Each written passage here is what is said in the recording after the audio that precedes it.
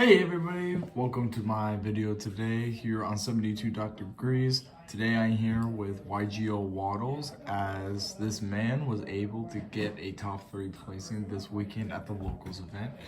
And I asked this man if I would be able to do a deck profile on this man. How you doing today, Waddles? Pretty good, man, actually. We're doing this a day later. We didn't really have time to be able to do this while there.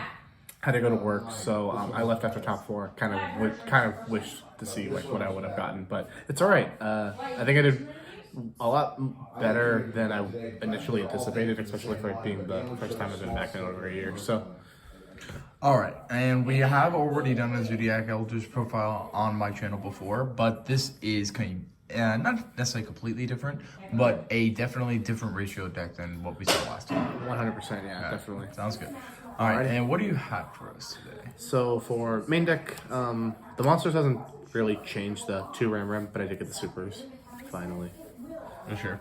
When did you get the supers? About like 2 weeks ago, or like a week and a half ago. Nice. Double whiptail. I think I'm gonna probably cut it to 1. But this is what I was running over the weekend. So 6 Zoodiacs in total. Why the Bunny Blast?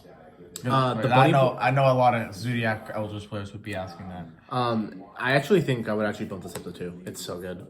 Anytime this card's popped, destroyed by battle or card effects, you can add back a Zoodiac card from deck to grave. Then you pop with your own effect and be okay.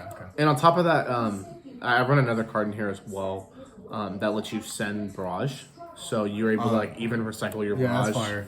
So yeah, very, very good. You don't always do that. Most of the time you don't do that, but it is a play in here.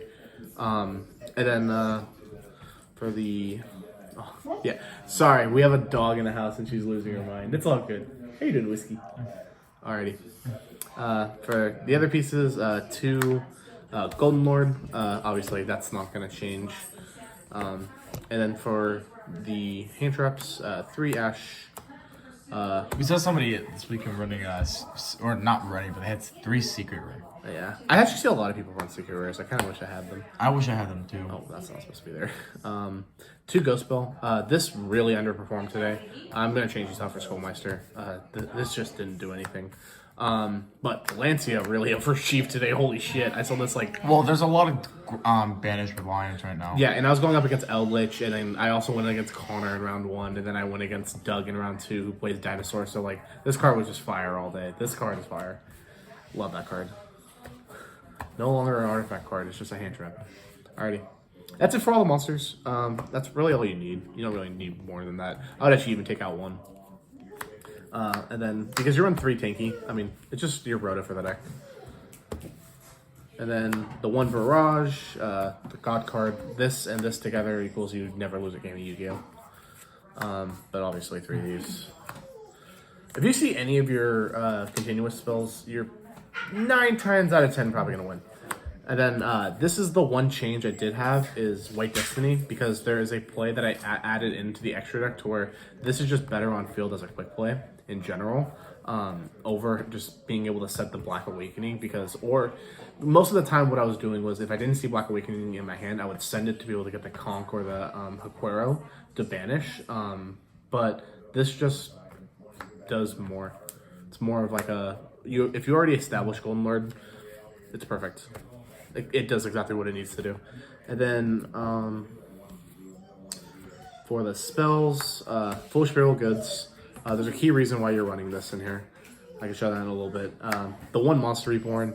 That was a horrible choice. Yeah, I was about to say, why? What were you thinking with the reasoning behind Monster Reborn? My reasoning was I could out Dragoon easily, and if I take Dragoon, there's no way they beat me. That was kind of the reasoning for that. I'm not even gonna lie. But how often did you actually see it? Not often. I saw Monster Reborn once and I couldn't even use it. You saw it against maybe me. No, I didn't see it. I don't even think you did. I saw it against you. And then Upstart, 39 cards, obviously. But yeah, this is definitely getting changed. All right, and what's the 40th card? Well, no, I got traps on deck. This is Eldlich, bro. Excuse me, my bad. 3. Being a 2 player, you would think you would be running 40. And then 2 and 2. I couldn't decide which one I wanted to run, so I just decided to run them both. And then the 40th card. What is dimensional what is excuse me, what is what you call it? Imperial Order Super Kit again? It's like how awesome were you able to see it? I saw Imperial Order in 4 of my duels today. Well, 4 of my matches today. I saw it in 4 duels, 4 matches, different matches, and every single time it came up, I won. Nice. Because of it. So super fire. That card might get banned, but I don't see that. The card will never get banned. But the whole reason why you run Foolish Burial Goods in here is because it makes any of these in your hand and this the whole engine that you need to actually start to get going. And then when you're siding out, you have like a lot of cards that you can side out. Like if you're in a matchup where you don't need the Hoquero, side out the Hoquero and the Foolish Burial Goods. There's 3 cards right there, right? And then if you're in a matchup where you don't need the Solemn Strikes or you don't need the hand traps, which a lot of them, was like that today. You just have like 3 immediate side outs and then all your hand traps and trap side outs that just make it so much easier to do so. And yeah, you pretty much just stay consistent throughout siding. What did you see Hunquero or Sanguine more? Hoquero came up more today because I was running against a lot more Eldlich, but the best play I had today was they tried to flip Ice Dragon's Prison against me, and because I had Ashengrave and Golden Lord on field. And they're both zombies. They're both zombies. Yeah. And then I just flipped Hoquero, banishing my own Ash. Yeah, that's fire. Like, what are the Ice Dragon's Prison gift? So, I play around that card like it's candy, bro. Yeah, that's the main deck. All right, what are we doing for the extra deck? Well, obviously, To Arsenal. Yeah.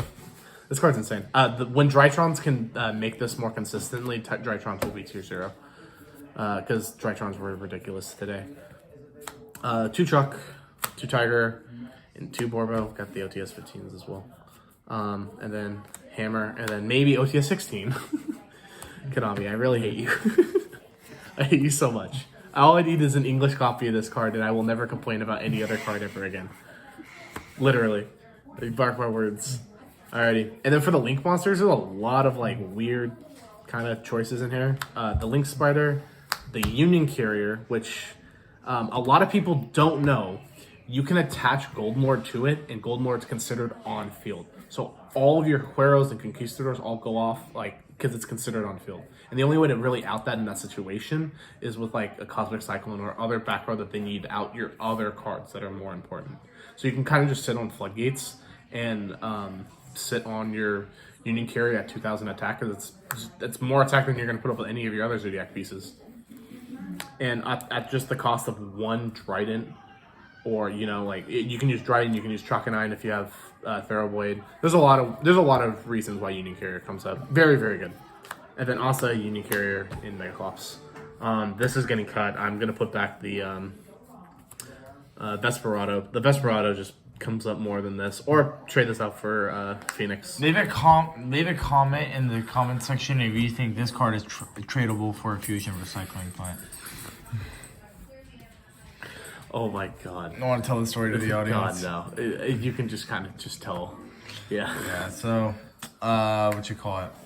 This weekend, this guy needed a fusion recycling plant, and I asked him if I have a Nightmare Unicorn, and he traded me one for one. From trade. Gold Sark. That was just it would have been one thing if it was rare, but no, it was the ultra rare out of the Megaton. God. All right, and then for the side deck, this is the thing that's gonna get the most amount of change. Gamma Steel, I absolutely need the 2 Earth ones. It definitely cost me a match today or yesterday without having it in there.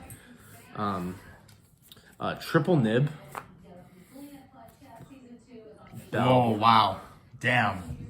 I think the last time we did this deck profile, you only had 2. Yeah. I only got the 3rd. Nice. And then hopefully I'll have these in Starlights eventually. But, yeah, this card, holy shit, this card's insane. This card just have 2 Zoodiac monsters on field, bounce 3 cards back. They're all gonna have 0 attack. And then the best card in the entire side deck, this card put in the work today. Can you explain the effect just so that's some of the audience? It's a 2-turn Droll. And Droll and Lockbird is such a good card in this format, but I don't want it to... This doesn't get hit by the stuff that Droll gets hit by. So you think it's a better draw? I just think it's a better draw. Okay. And because it's not like I'm adding a lot of cards from deck to hand anyway. No, yeah, I hear you. So, very, very nice. And then for the last 3 cards, the Cosmic, just the extra, just the one of, if I need to really see it, Harpies and Red Reboot. What do you think you're gonna change up next week so that you can possibly get first? Definitely the Whiptail, definitely Monster Reborn. That was a very bad call on my part. I think I'm just gonna put in other Floodgates. I know in the side deck I definitely need Anti-Spell Fragrance just because of how many like decks are running around that are like that Anti-Spell Fragrance just automatically just skips a turn on. So yeah, that's gonna get changed up. And then other stuff in the main deck too. Because what I've learned over this weekend is what I'm weak against. Because I've been going up against a lot of like more casual like duels, and now I've like after this weekend I definitely know like what I'm weak against and what I'm really good at doing. And this deck's just really good at winning. All right. Do you want to leave our? Do you want to do the sign off today? YGO Waddles. Well, we don't do outros.